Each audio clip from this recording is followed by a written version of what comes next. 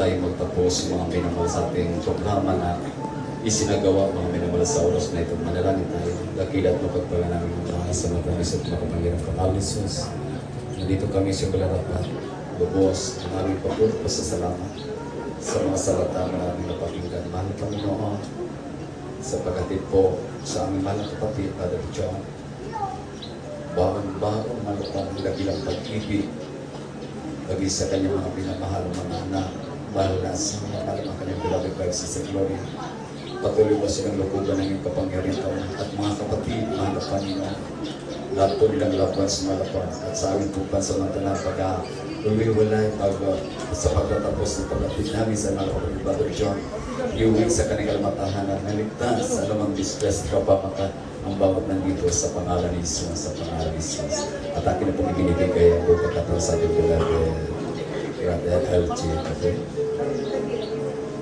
Ang kanya pong mahal na kuya para po magsalita.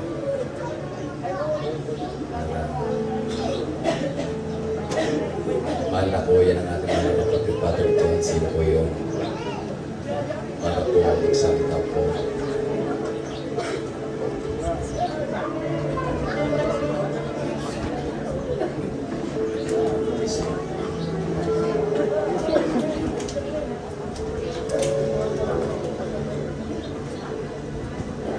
Magandang tanghali po sa inyong lahat.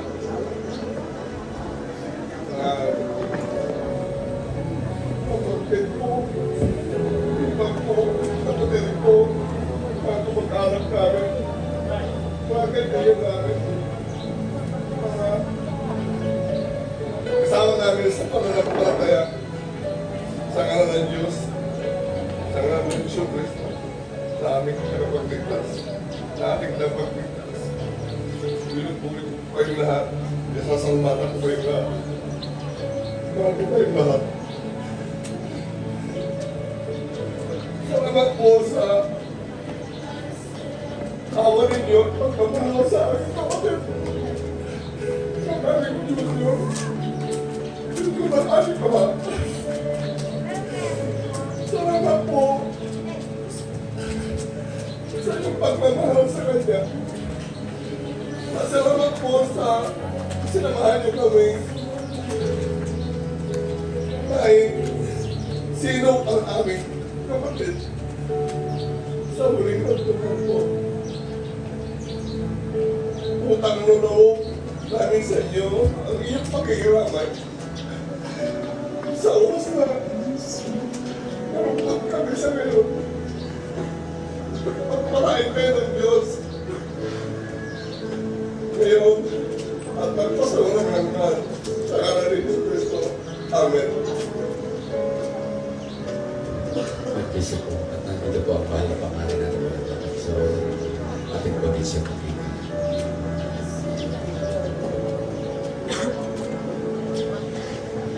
And so, ako po yung panganay anak ni Luis Gabriel. Unang-una,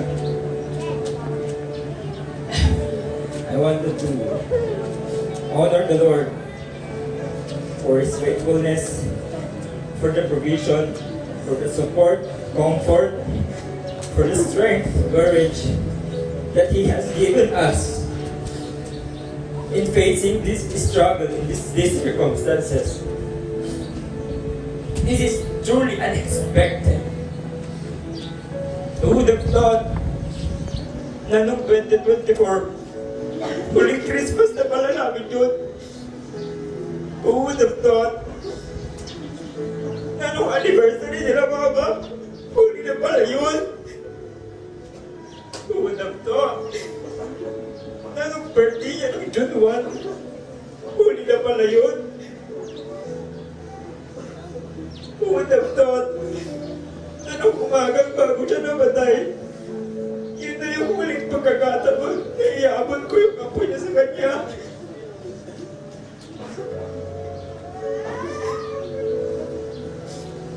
But I know that God has a purpose. And I just want to say to my father, Pa, Job well done. Hindi lang kami proud sa'yo.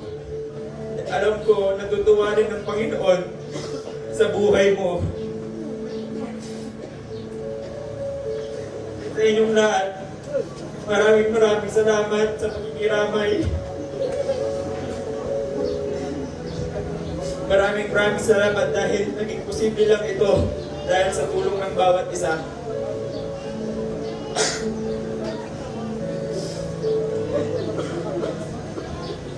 Ngayon wala ng aking ma. I wanted to take this opportunity as well to leave a message to our Father in Heaven. Dahil ako rin po ay may mission, hindi lang pangalagaan ng pamilya namin, but to honor God and to make His word known to everyone. So I want to take this opportunity to share the message of love na pinakita ng Panginoon 2,000 years ago. Lahat po tayo makasalanan. And no one knows kung kailan tayo pumulit ni Lord. Kagaya po nang nangyari sa aking ama. Lahat po tayo mamamatay someday. And there is a question in our hearts. Saan ba ako pupunta? Saan ba ang huling hantungan? And you know what? 2,000 years ago, someone gave an answer to that question. And I am here right now to testify that the God that we serve, kahit tayo po ang nagkasala, kahit tayo po ang nagkamali, siya pa rin po ang gumawa ng paraan para tayo po ay maligtas sa pamamagitan po ng buhay ng kanyang minamahal na anak na si Jesucristo. So if you are here today, uncertain of what comes next tomorrow, I hope that as you hear this message, you will accept, or at some point, some seed will be planted in your hearts that will transform your lives forever as you receive this message. That there is a God who saves, there is a God who willingly sacrificed Himself for the forgiveness of sins, for restoration of relationships, for peace, for joy, and so that we can bring the most of it this life can offer. It is by the grace of God that today we are here, that today we can celebrate even after the passing of my father. And nagpapasalamat din ako sa Panginoon that He has given an opportunity sa aking ama na makilala siya. At alam niyo po, hindi lahat ng tao nagkakaroon ng pagkakataon. Kaya kung narinig niyo yung mensahe ko ngayon, I hope something in your heart is moved. I hope that God will work through your lives, in your lives, just as God has worked in the life of my father.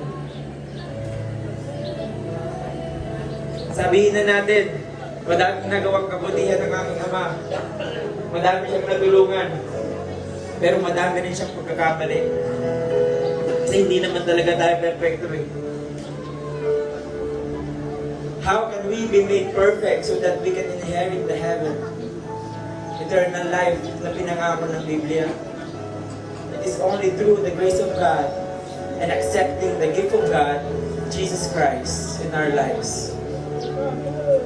So we can experience the fullness of life dito sa earth.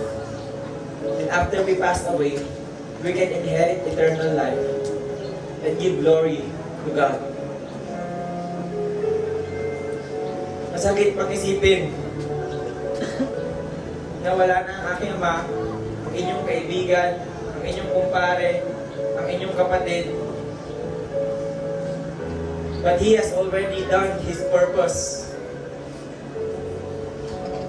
Even His physical body has passed away, His legacy remains in our hearts. Even His purpose ended, another purpose is planted in each and every one of us.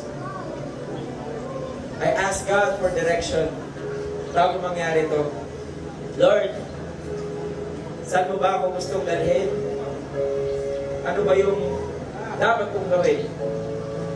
Tama pa ba na nagtatrabaho ako?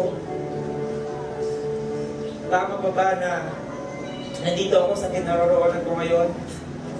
Ano pa ba ang dapat kong matutunan, Lord?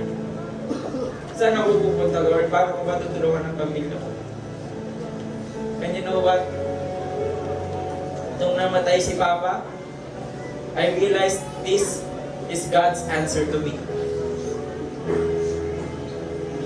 He took away my father so that He can direct me to His purpose, to a new direction. And that gives me hope. And I hope that everyone na nandito ngayon will also find hope in the Lord. Not only sa mga kabutihan na nagagawa natin, pero more importantly kay Lord. Kasi alam ko, ganun din naman ang gusto ni Papa eh. Na makikilala ang bawat lahat sa mahal ng Panginoon. He did that through His kindness, through His generosity, through His sympathy, empathy. He did all these things. And you all here are witnesses sa buhay ng aking Ama. And I know you have all your own stories to be told regarding His life.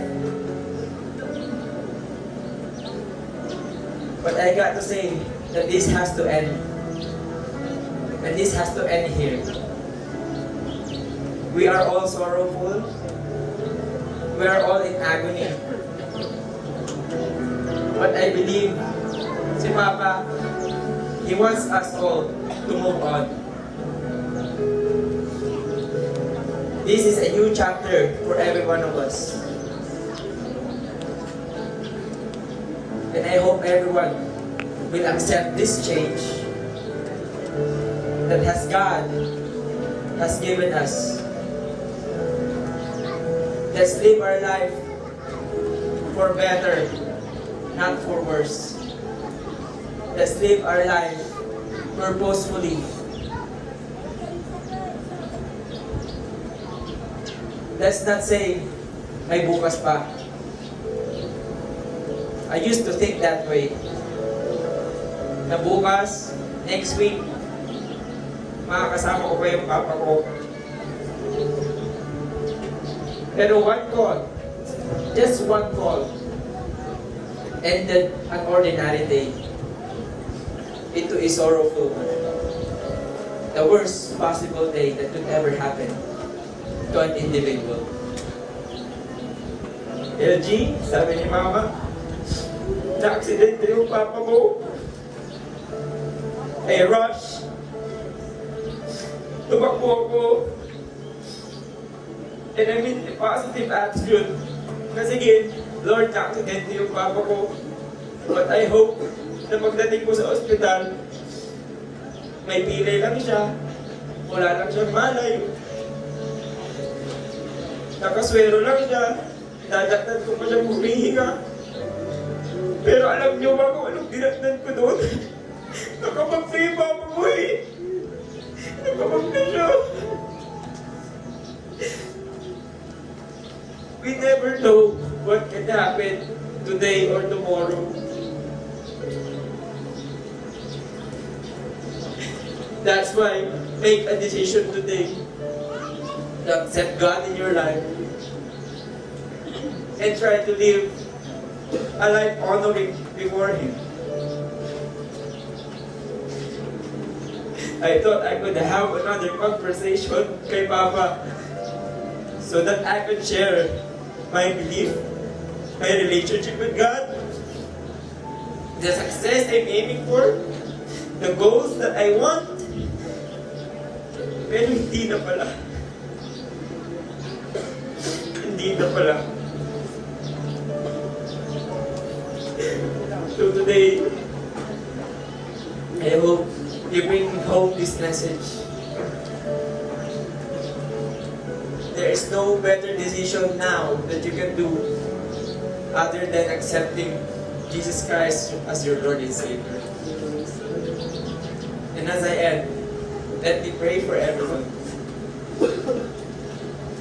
Lord, thank you God for the people na binigay mo sa aming pamilya, Lord God. Thank you, Lord. We give honor and praise to you. You are Lord sovereign. God, you have used these people to comfort us, to provide, to strengthen us in this season. And I pray that you will bring purpose to their lives, open their hearts and their minds as they decide to accept you, Lord, in their lives. The Lord, hindi po talaga namin alam kung anong mangyayari bukas. So I pray, God, for everyone na nandito ngayon, Lord, that my testimony plant a seed in their hearts and let you be the one, Lord, to grow it. Lord, thank you for giving me strength to stand before this crowd, before our family and friends, Lord God. Even today, kahit malungkot ako, Lord, I am confident, Lord God, because you are with me, Lord. I can open my mouth because the devil cannot stop me, because I have you, Lord. May you pour out your blessing, Lord God, to each and every one of us here. And Lord, we can only trust and hope, Lord God, that my father, their friend, my mother's husband, is with you now, Lord God. Sa mga naiwan dito, Lord, I pray, Lord, patuloy lang ang buhay, God. Patuloy lang kami kakapit sa iyo, Lord. Ikaw lagi ang una naming option bago ang iba. Thank you, God, for this opportunity. Thank you, Lord, for the 56 years na nakasama namin si Papa, Lord. It's truly a roller coaster ride, Lord God. But God, my heart right now is both filled with sorrow and joy. Sorrow kasi wala na yung papa ko, but joy kasi madaming nagmamahal sa kanya. Maraming salamat, Lord, sa buhay na ibinigay mo sa aking ama at sa buhay na binigay mo sa mga nandito ngayon, Lord God. Pagpalain mo po kaming lahat, Lord God, as we end, Lord God, this day. I pray that everything will go smooth from now on hanggang sa ilibing na si Papa. And I pray, Lord God, for the next coming days, Lord God, may you be the one, Lord God, to lead us to a better tomorrow. Lead us to a better life. Lead us, Lord God, to the successes of our endeavors. Ikaw ang mauna sa bawat araw na dumadaan sa aming lahat, Panginoon. Maraming salamat, Lord. Tingin mo po ang aming dalangin, Lord God. I lift up to you all the people in here, Lord God. In Jesus' mighty name. Amen. Maraming salamat po sa inyong lahat. Purihin natin pinagawang anak po ng Kristo. Pagkisi po sa pinagawang Brother Elchie Gabriel, panganay po na ating malapalay Brother John. Purihin ang ating Rekinabers kung sino po yung mga pamilya na gusto ng salita. Okay na po.